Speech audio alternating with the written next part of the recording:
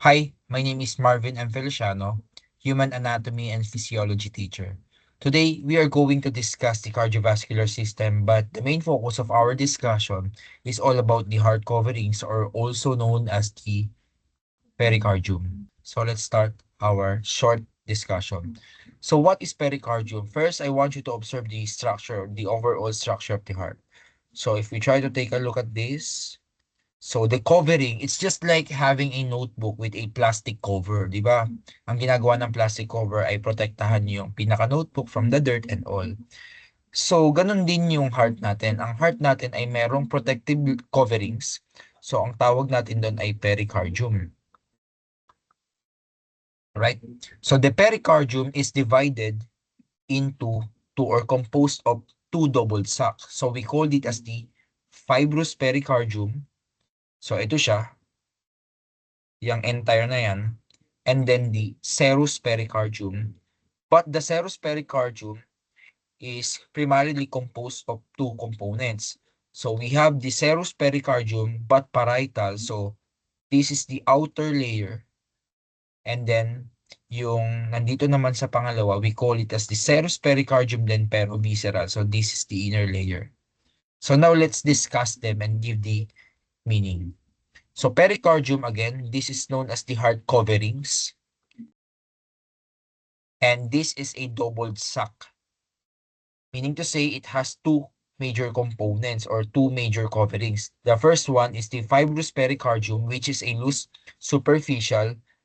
In a very simple explanation, kapag tinignan natin yung heart or kapag hinawakan natin yung unang makikita or mahahawakan natin. So we already sense or feel the fibrous pericardium because that's the overall or entire superficial of the heart. So we call it as the pericardium. But if we try to dissect or to open the pericardium, so we can now proceed on the second covering, which is known as the serous membrane. So the serous membrane is a deep fibrous composed of two layers. So the first layer, dito muna tayo sa outer. So yung outer is known as the parietal pericardium. So next siya after ng fibrous pericardium, ito siya. And then we also have the inner pericardium, but we call it as the visceral pericardium. So ito na siya.